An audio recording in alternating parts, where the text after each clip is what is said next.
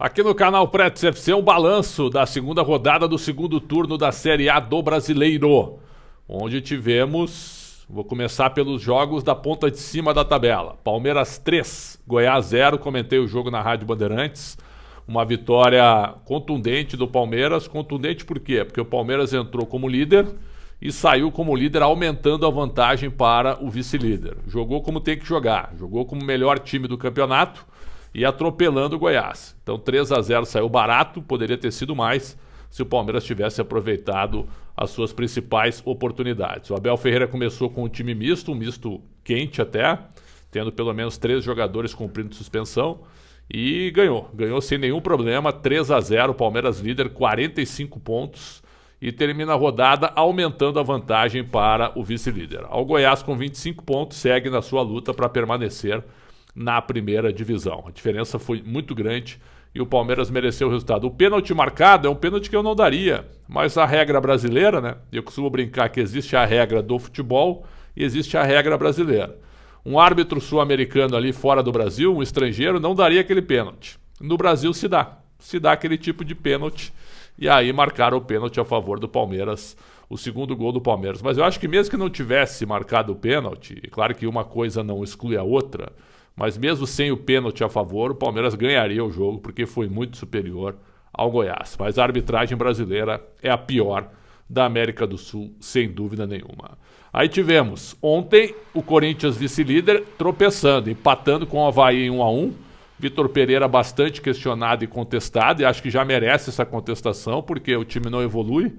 Ele tem bons jogadores, mas não tem um time. É isso que eu quero dizer, né? Não tem aquela compactação. Aquela intensidade, ela está se perdendo porque o Vitor Pereira não define uma equipe titular. E perdeu jogadores machucados, poupando várias vezes esses próprios jogadores. Então é um trabalho discutível, sim, do Vitor Pereira. 1-1 Corinthians com o Avaí, e aí o Corinthians hoje com 39 pontos, fica 6 atrás do Palmeiras, o Avaí na sua luta de 22 pontos para escapar do rebaixamento. Difícil para o Avaí, hein? Mas o Corinthians tropeçou num jogo que não poderia tropeçar e viu o Palmeiras abrir a vantagem. Agora tem o derby no próximo sábado na Neoquímica Arena, onde até um empate é bom resultado para o Palmeiras. Aí tivemos jogão de bola, São Paulo 0, Flamengo 2, eu comentei também na Rádio Bandeirantes, Flamengo venceu com naturalidade, o Rogério Ceni disse depois do jogo que o jogo foi equilibrado, eu acho que ele viu um outro jogo. Flamengo, com seu time reserva, mandou no jogo. No primeiro tempo foi superior, fez 1-0 cedo, né? O São Paulo praticamente não chutou no gol. E no segundo tempo, claro que o São Paulo foi para cima, mas o Flamengo também foi. E se o Flamengo tivesse aproveitado todas as oportunidades, teria sido uns 4-1 ao invés de 2-0. Então foi uma vitória tranquila do Flamengo sobre o São Paulo em alerta. O Flamengo foi a 36 pontos agora, é o quinto colocado, tem um acesso interessante do ponto de vista técnico, e é um time que vai incomodar até o final. O São Paulo para nos 26 pontos e começa a olhar para a parte de baixo da tabela, está 5 pontos à frente do Fortaleza, que é o primeiro na zona de rebaixamento. O São Paulo abre o olho porque o time não está jogando bem. O time de São Paulo é fraco, na minha opinião, e não está jogando bem. Nas Copas está passando, o que importa é ganhar nas Copas, isso está conseguindo fazer. Mas para ganhar título, acho que ainda falta alguma coisa. Fluminense derrotou o Cuiabá 1-0, gol a 1 minuto e meio de jogo com o Cano. E aí segurou esse resultado de 1-0, o Cuiabá melhorou no jogo, mas a vitória do Flu foi importantíssima. Fluminense, terceiro colocado, com 38 pontos, mantém a diferença de 7 para o Palmeiras. Grande campanha do Fernando Diniz com o Fluminense. O Cuiabá, zona de rebaixamento, e acho que é um time que não está aguentando, né, seguir em mais um ano na Série A do Brasileiro. O Cuiabá aumentou o orçamento, contratou jogadores mais renomados, mas o time não responde e é forte candidato ao rebaixamento. Aí tivemos um jogaço no Mineirão, Atlético Mineiro 2, Atlético Paranaense 3, os dois times com times mistos, mais para reservas que para titulares, e aí o Galo ficou na frente 2 vezes, o Atlético empatou 2 vezes com o Vitor Roque, no final um golaço, aula de contra-ataque, um gol do uruguaio Canóbio, 3-2 pro Furacão, hein? Furacão com 37 pontos, time do Filipão, é o quarto colocado, e o Galo parando lá embaixo com 32. O Galo agora está 13 pontos atrás do Palmeiras para título. O Galo sabe que a situação é difícil.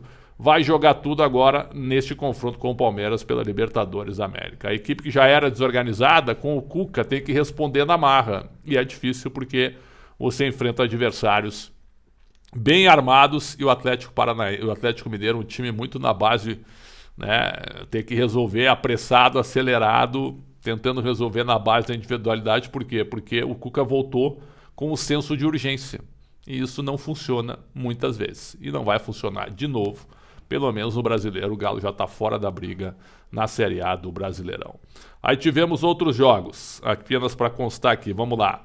Botafogo e Ceará 1-1. O Ceará jogou muito melhor que o Botafogo no segundo tempo, 25 pontos para cada um. O Ceará tem mais bola do que o Botafogo, né? Tá numa situação igual ao Botafogo, mas tem mais time que o Botafogo, mais armado.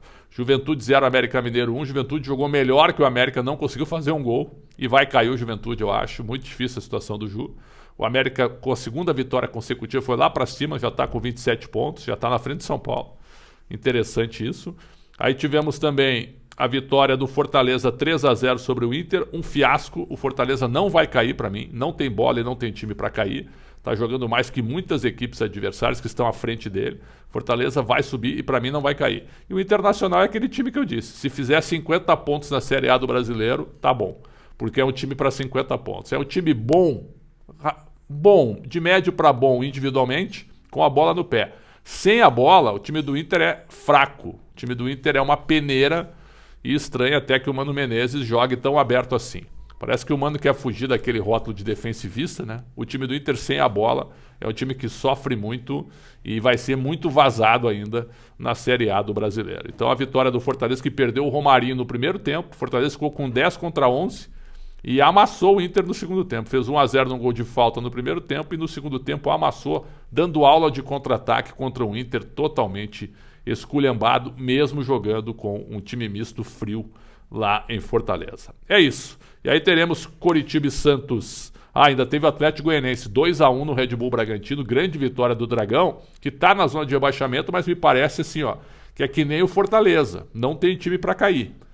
Tava jogando menos do que pode e não tem time para cair. Grande vitória do Dragão e o Red Bull Bragantino com altos e baixos, fazendo uma campanha até abaixo do que muita gente esperava. Para fechar nesta segunda-feira, nós estaremos aqui. O Coritiba enfrenta o Santos com, quem sabe, o Luan, né, fazendo sua estreia pela equipe do Santos, emprestado pelo Corinthians. É isso. G4, Palmeiras 45, Corinthians 39, Fluminense 38, Atlético Paranaense 37.